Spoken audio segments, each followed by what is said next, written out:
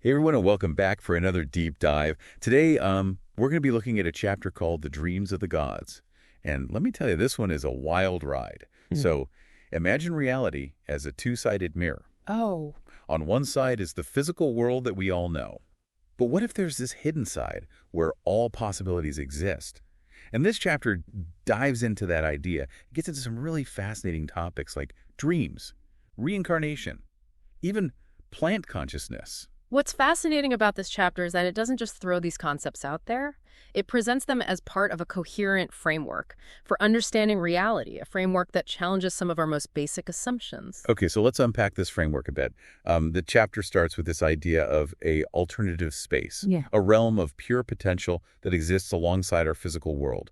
So it's kind of like a giant library containing every possible book ever written. Exactly. And the chapter argues that we're not just passive observers of this space, but active participants. Our thoughts, beliefs, and intentions interact with this field of potential and shape the reality we experience. So it's like we're constantly choosing which book to read from this infinite library.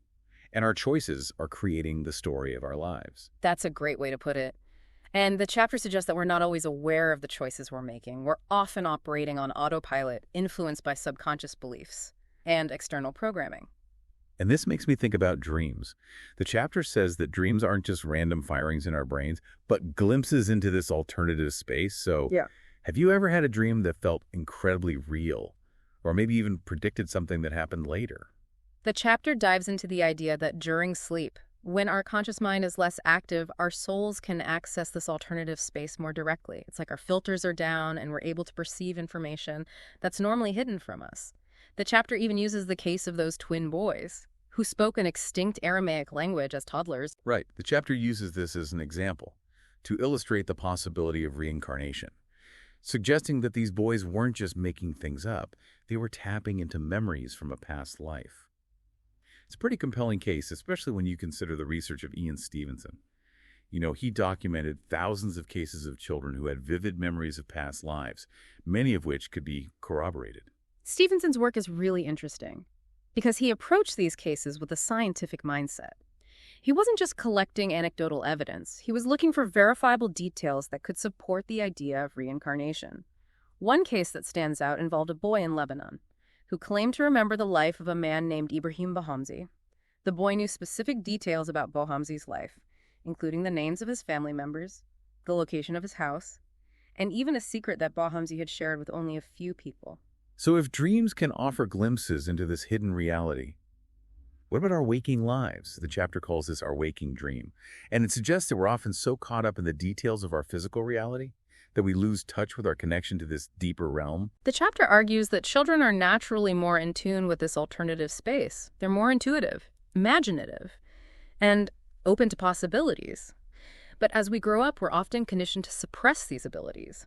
We're taught to focus on the rational, the measurable, the real world as defined by our culture.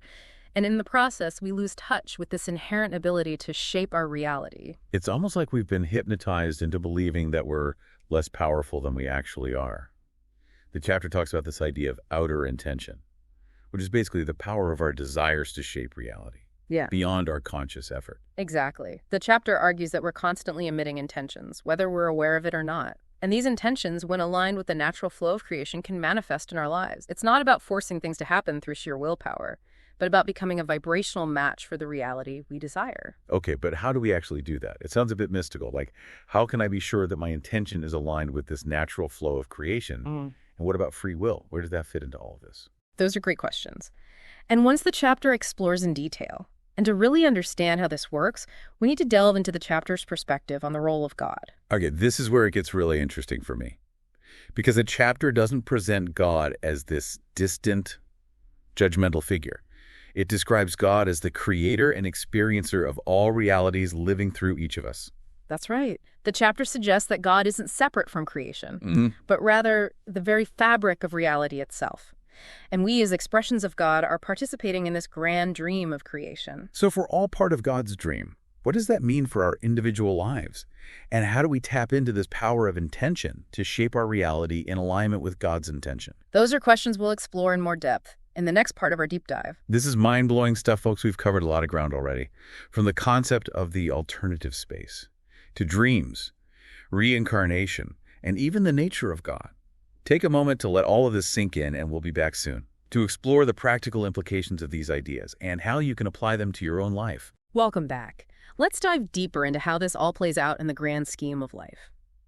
You know, we've been talking about reality as a dream, but this chapter takes it a step further and connects it to evolution itself. Okay, so how does evolution fit into this whole dream analogy? Well, the chapter suggests that the driving force behind evolution isn't just random mutations and natural selection.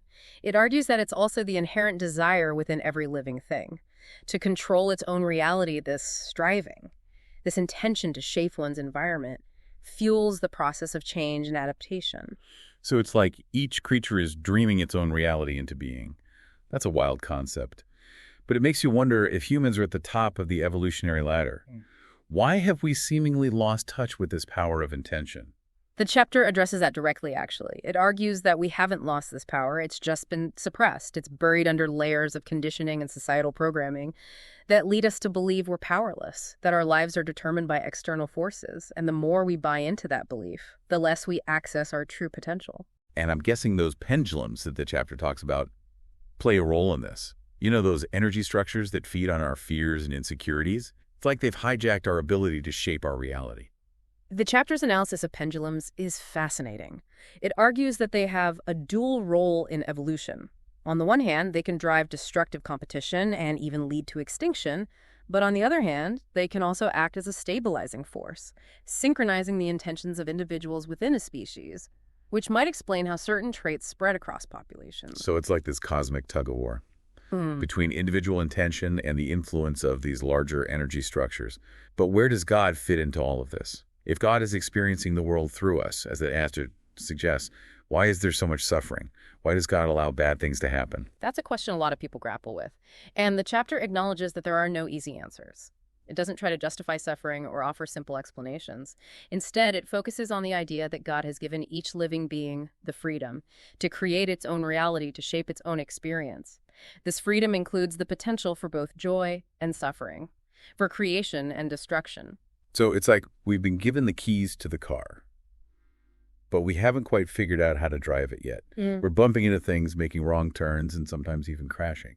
That's a great analogy. The chapter emphasizes that we do have this inherent power, this divine spark within us that allows us to shape our reality, but we've forgotten how to use it. We've been conditioned to believe that we're powerless at the mercy of external forces. Which brings us back to the idea of awakening to the dream.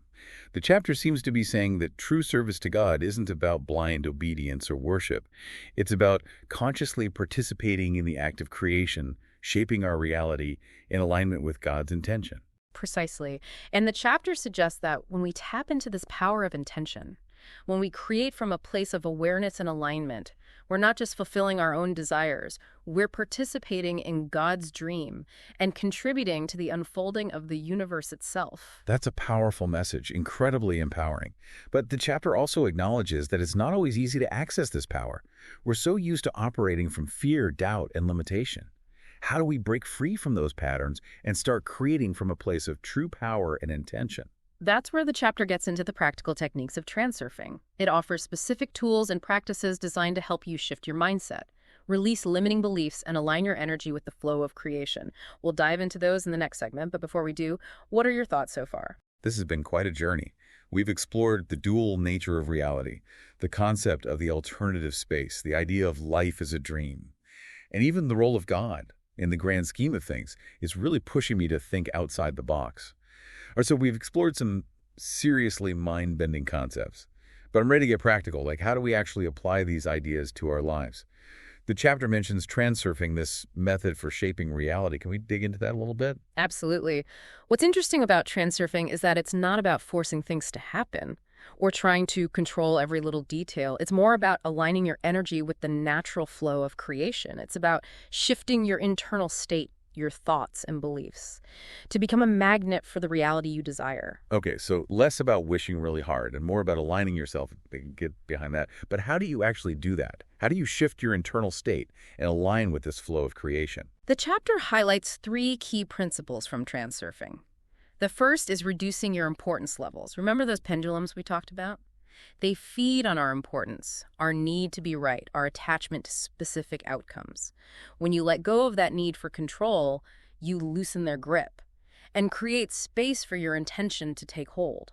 So it's about surrendering to the flow, trusting that things will work out. That's a big shift, especially for those of us who are used to planning and striving for control. It can be a challenging shift, but the chapter encourages you to practice detachment, observe your thoughts and emotions without judgment, and allow yourself to flow with the current of life. Don't fight against it.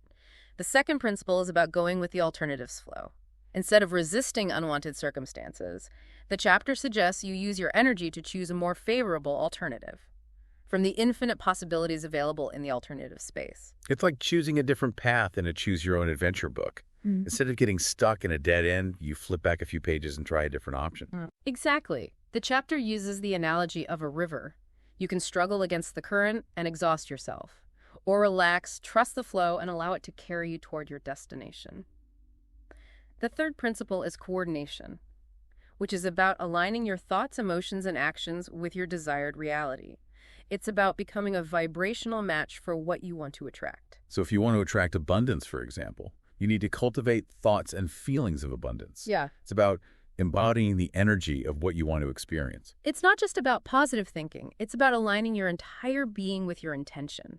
That means taking inspired actions, surrounding yourself with people and things that resonate with your goals, and cultivating gratitude for what you already have. This sounds like a pretty radical approach to life. Yeah. It's not just about setting goals and working hard. It's about transforming your entire way of being. But the chapter seems to be saying that when you align yourself with this flow of creation, amazing things can happen. The chapter's message is ultimately one of empowerment. It reminds you that you're not just a passive observer, but a co-creator of your reality. You have the power to shape your life, manifest your desires, and contribute to the unfolding of God's dream. This deep dive has been truly eye-opening. We started by exploring the idea of reality as a two-sided mirror, with a hidden realm of potential beyond our everyday perception. We delved into dreams, reincarnation, and even plant consciousness, expanding our understanding of the interconnectedness of all life. And we learned that we have the power to tap into this deeper reality and shape our lives using these principles of transurfing. It reframes your entire experience of life. You're invited to question your assumptions, expand your awareness, and reclaim your inherent power as a co-creator. So as we wrap up, we'll leave you with one final question to ponder. If every life is a dream within God's larger dream, what does that mean for how you choose to live yours? What reality will you dream into being? Until next time, keep exploring, keep questioning, and keep dreaming big. And happy transurfing, everyone.